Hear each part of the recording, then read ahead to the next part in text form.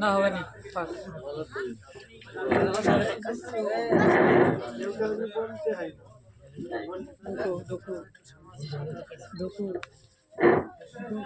আসসালামু আলাইকুম ওয়া রাহমাতুল্লাহি ওয়া বারাকাতুহু নাহমাদুহু ওয়া নাস্তাঈনুহু ওয়া নাস্তাগফিরুহু ওয়া নাউযু বিল্লাহি মিন শুরুরি আনফুসিনা ওয়া মিন সাইয়্যাতি আমালিনা may yahdihillahu fala mudilla lahu wa may yudlil fala hadiya lahu wa nashhadu an la ilaha illallah wahdahu la sharika lahu wa ashhadu anna muhammadan abduhu wa rasuluhu arsalahu bil haqqi bashiran wa naziran wa dayya ila allahi bi ijnihi wa sirajan munira.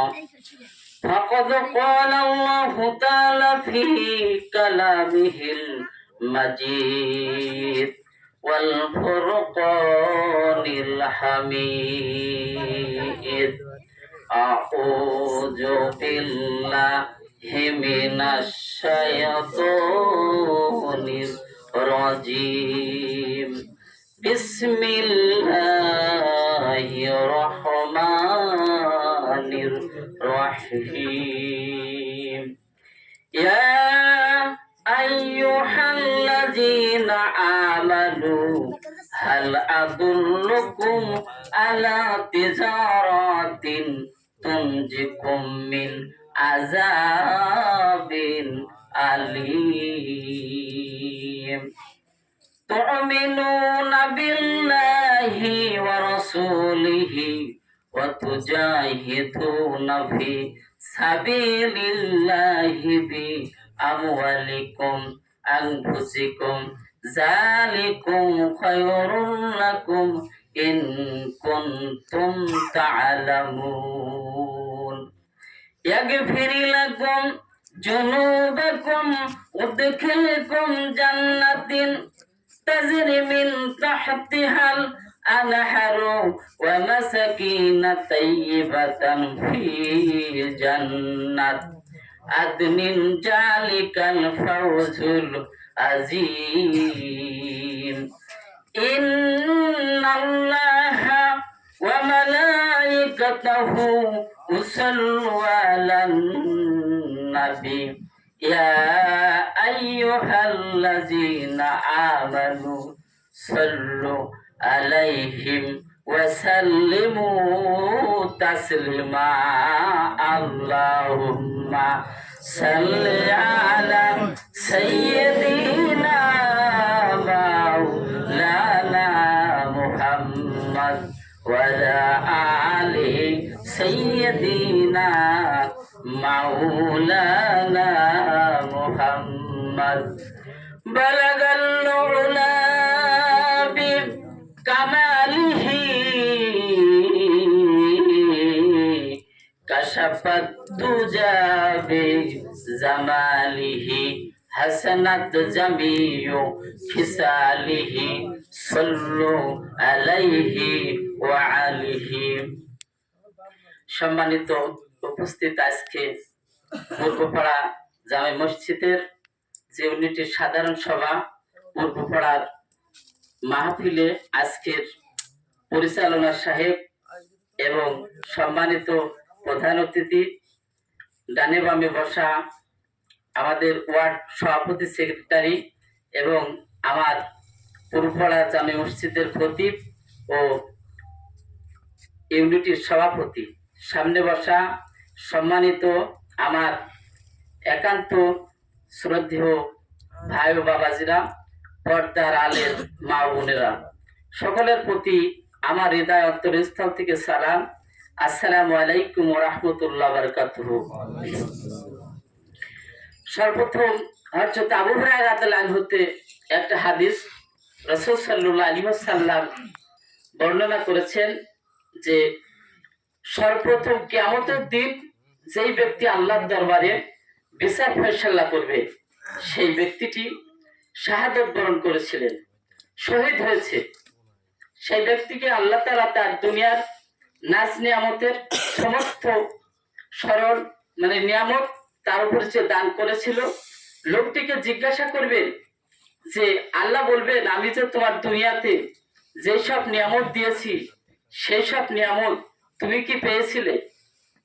আল্লাহ তাকে দুনিয়ার এই ভয়াবহ সবকিছু তার স্মরণ করে দেবেন, আর সে অনায়াসে তা স্বীকার করবে আর বলবে, আল্লাহ দুনিয়াতে যেই সব নিয়ামত তুমি দিয়েছিলে সমস্ত নিয়ামত আমি ভোগ করেছি।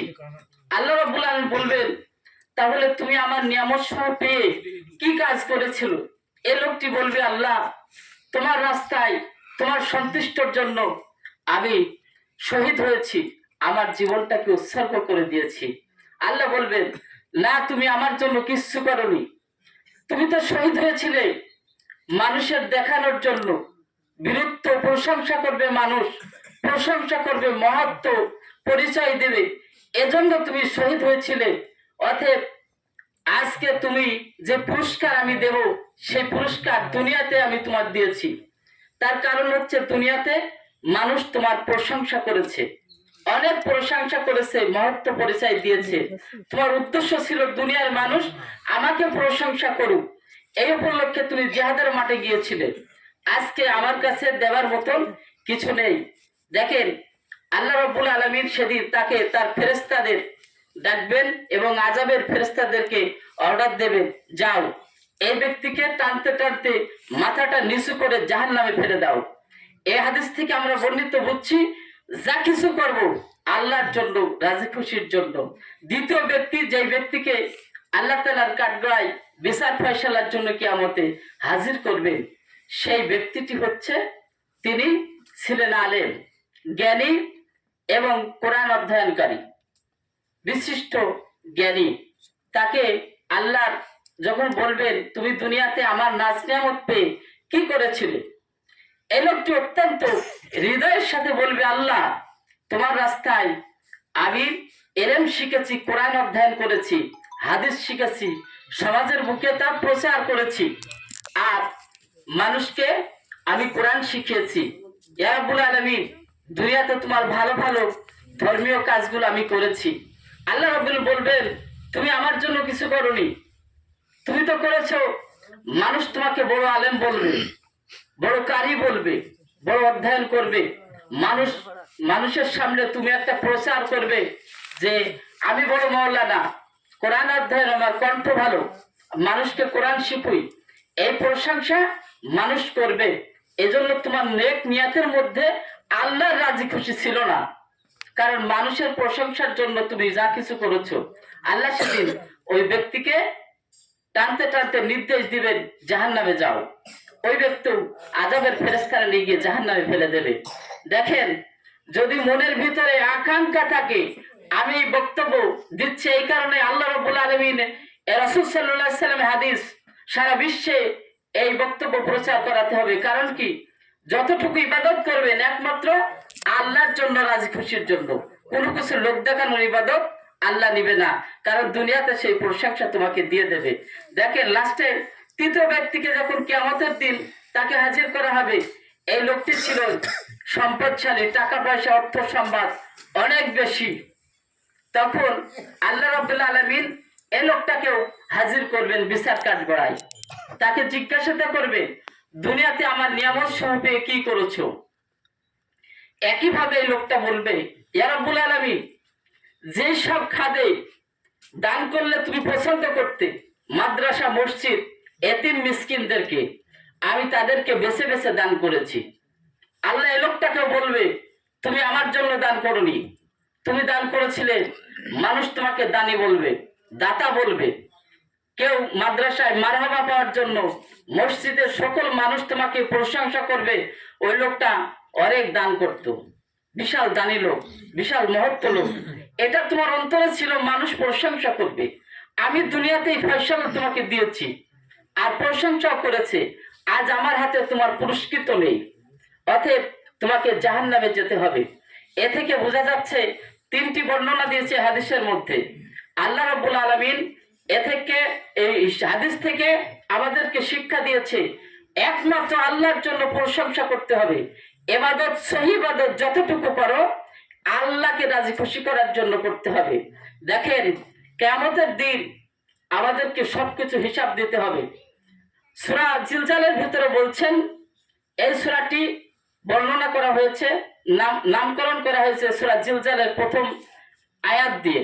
আর নাজিলকৃত হচ্ছে এই সূরার ভিতরে বলছেন মক্কা বা মাদিনা, এই বিষয়ে মতভেদ রয়েছে, কিন্তু বিশিষ্টগণ গবেষণা করে দেখেছেন, লাস্টে বিশ্লেষণ করে দেখেন সূরাটি মাক্কি।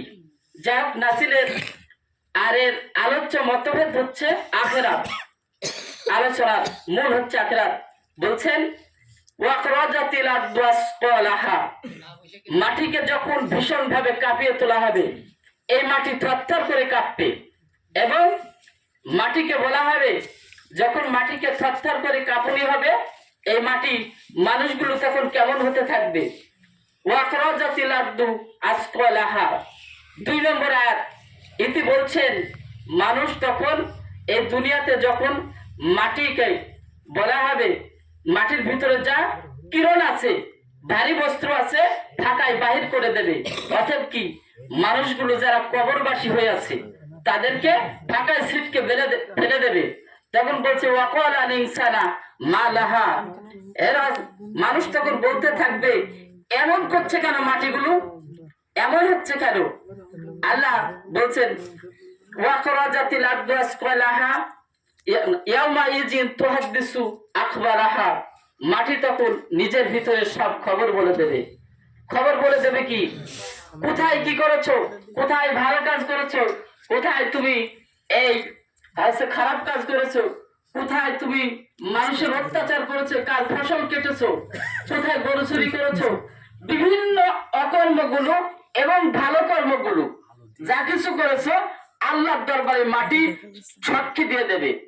অর্থাৎ নুকাবার মতন কোনো জায়গা নেই। এমন একটি সূরা, আখিরাতের সূরা, এই আখিরাতের পুরস্কারের ব্যাপারে বলা হয়েছে। এই সূরার ভিতরে বলছেন তুমি যাই করো না কেন, সেদিন আল্লাহর দরবারে আল্লাহ এই মাটিটা প্রকাশ করে দেবে। 5 নম্বর আয়াতের ভিতরে বলছেন বিআন্না রব্বুকা আউহা লাহা, বলছে হে রাসূল, বলা হবে হে রাসূল আপনার রব এইরকম হুকুম দিয়ে থাকবেন। বলছে ইয়াউমা ইয়াজিউ ইয়াসতুরুন নাস আস্তাতাল লিওরা আমালাহুম, বলছেন সেদিন মানুষকে একা একা ডাকা হবে আল্লাহর দরবারে তার হিসাব কিসাব সহজ করার জন্য। তার মানে কি, সেখানে কোনো গোষ্ঠীর সমাবেশ করা হবে না, সেখানে দলবদ্ধ হয়ে যখন বিচার হবে আল্লাহর দরবারে মানুষ হাজির হবে না। কারণ কি, সেখানে একা একা যেতে হবে তোমার। তুমি নামাজ পড়েছো না রোজা করেছো না কি করেছো, পরকালের জন্য কি করেছো, সেদিন মহা বিপদ। কারণ কি, সেদিন মা তার সন্তানকে পরিচয় দেবে না, বাপ তার পুত্র সন্তানকে পরিচয় দেবে না, সন্তান ও পিতাকে পরিচয় দেবে না, ভাই তার ভাইকে পরিচয় দেবে না। কারণ হচ্ছে একটা নেকি হয়তো আমার কাছে চেয়ে বসবে, সবার কাছে যাবে দাঁড়ে দাঁড়ে। আর তখন বাপের কাছে যখন যাবে সে বলবে দুনিয়াতে আমার তো কোনো সন্তান ছিল না। মায়ের কাছে যাবে, মা ওই একই কথা বলবে, আমার কোনো সন্তান ছিল না। পরিচয় দেবে না, এই কারণে কিছু হয়তো চেয়ে বসবে। এই জন্য দেখেন আল্লাহর দরবারে সেদিন একা একা হাজির হতে হবে। আপনি কি পরিচয় দেবেন? আপনার কি আমল আছে, সাহস আছে আল্লাহর সাথে কথা বলার? দেখেন হাদিস শরীফের ভিতরে এসেছে, সূরা না হাদিসের ভিতরে 31 নম্বর হাদিসের মধ্যে এসেছে, হাদিস শরীফের বলেছে রাসূল সাল্লাল্লাহু আলাইহি ওয়াসাল্লাম হতে বর্ণিত, বলছেন এই হাদিসে যখন ডাইনির দিকে তাকানো হবে তখন তোমার কোথায় কুকর্ম করেছো, খারাপ কাজ করেছো, সেগুলো তোমার সামনে ছবি ভেসে আসবে। যেভাবে ভিডিও হচ্ছে আপনি দেখতে পাবেন। আল্লাহ যখন তোমার হিসাব নিকাশ নেবে তখন তোমার সামনে অকর্ম গুলো ভেসে আসবে। কোথায় কার সাথে জেনা করেছো, কোথায় কাকে দান করেছো, ইবাদত করেছো, সবটাই তোমার সামনে ভেসে আসবে। আর ওই লজ্জায় যখন কুকর্ম করেছো সেগুলো নিজেরটা দেখতেও খারাপ লাগবে। কারণ লজ্জায় মুখ ফিরে নেবে, নেওয়ার পর ডাইনির বাম দিকে তাকাবে, একইভাবে ওই বাম দিকেও ওই কুকর্মগুলো ভেসে আসবে। তখন লজ্জায় সামনের দিকে তাকাবে, অর্থাৎ নিজের মুখের দিকে তাকাবে। তখন ওই নিজের মুখের ভিতরে সরাসরি জাহান্নাম প্রস্তুত করা আছে, দেখতে পাবেন। এই হাদিসের বর্ণনা হচ্ছে, যদি একটা খেজুরের অর্ধেক হও তবু দান করার চেষ্টা করবে, একটা নেক আমলের জন্য চেষ্টা করবেন। দেখেন, সেদিন আল্লাহর সামনে যেতে হলে আমাদের একটা প্রস্তুতি দরকার আছে না? এই জায়গায় আমরা এই সাধারণ সভাটা করব, এক সপ্তাহ আগের থেকে আমাদের মন্তব্য আছে, কিন্তু আল্লাহর সামনে তো হাজির হতে হবে, মৃত্যুবরণ করতে হবে। তার সামনে যাওয়ার জন্য দুনিয়াতে কেউ 100 বছর আয়ু দিয়েছে, কেউ 60 বছর, কেউ 40 বছর, অথচ তার সামনে প্রস্তুত হতে হবে ইবাদত নিয়ে, নেক আমল নিয়ে। আমরা চায়ের দোকানে সবসময় নামাজের আজান হয় তাও থাকি, তারপরে কি বিভিন্ন রকমের খারাপ আলোচনা করি। আমাদের মধ্যে এগুলো আমরা বাদ দেব। দেখছেন, বলছেন সূরা এই জিলজালের আলোচনা করছি, সূরা জিলজালের 7 নম্বর আয়াতের ভিতরে বলছেন, ফামা ইয়ামাল মিসকালা যাররাতিন খায়রান ইয়ারা। কারণ কি? যদি যাররা পরিমাণ ভালো কাজ করো, আল্লাহর দরবারে সেদিন তা তুমি দেখতে পাবা, কোনো সন্দেহ নেই। শুধু দেখতে পাবা না, তার পুরস্কারের ভোগ তোমাকে আল্লাহ দেবে। ভোগ মানে কি? এই তার আছে শান্তি। যদি নেক কাজ করো তোমাকে জান্নাত দেবে, আর যদি খারাপ কাজ করো তাহলে ওয়ামা ইয়ামাল মিসকালা যাররাতিন শাররা ইয়ারা, যদি পরিমাণ খারাপ কাজ করো তাও তোমাকে দেখাবে এবং জাহান্নামে দেবে, এতে কোনো সন্দেহ নেই। দেখেন, এই সূরাটির মধ্যে বলেছে আল্লাহ রাব্বুল আলামিন, সূরা কারিয়ার মধ্যে বলেছে, এই সূরার লাস্টে ব্যাখ্যার দিকে আলোচনা করেছেন, এইভাবে বলেছেন, আল্লাহর দরবারে সেদিন যারা মিজানের পাল্লায় ওজন হবে, সেদিন ভালো কাজে যারা মনে করেন নেকির পাল্লাটা আর বদের পাল্লাটা দেওয়া হবে, যদি 50 থেকে 51% কারো নেকির পাল্লা হয়ে যায় তাহলে সে জান্নাতি হয়ে যাবে। আল্লাহ যদি 49টার পাপ থাকে, আল্লাহ এই পাপের বিনিময়, পাপকে ভোগ করার জন্য আল্লাহ দিবে না, কারণ আল্লাহ দয়া করবে। এই 49% যদি তার গুনাহ থাকে আল্লাহর জন্য, আল্লাহ তার জন্য মাফ করে দেবেন। সকলে সুবহানাল্লাহ বলুন। কিন্তু 51% তোমাকে হওয়া লাগবে, নিম্ন সংখ্যা, এই পার্সেন্ট তোমাকে হওয়া লাগবে। যাই হোক, আমরা সকলকে আল্লাহর দরবারে আমরা এতটুকু আশাবাদ করব, আল্লাহ তুমি আমাদেরকে নেক আমলের জন্য আমাদেরকে মনটা তৈরি করে দাও, বাস্তবে আমরা আলোচনা করতে পারি। ইয়া রাব্বুল আলামিন, আমাদের গুনাহ, এমন কোন মানুষ আছে নাকি যে আমার গুনাহ নেই? আমাদের প্রত্যেকের গুনাহ আছে, তবে আল্লাহর কাছে এখনো জীবিত মানুষের একটা ফাঁক আছে। ফাঁক হচ্ছে এটা, আল্লাহর দরবারে আমাদের তওবা করে নিতে হবে, বাকি জীবনটা আল্লাহর পথে কাটাবো, আর নিজের গুনার জন্য সবসময় একা একা অনুতপ্ত করব, আল্লাহর কাছে ক্ষমা চাবো। এই বলে আমার সংক্ষিপ্ত আলোচনা শেষ করছি। আসসালামু আলাইকুম ওয়া রাহমাতুল্লাহি ওয়া বারাকাতুহু।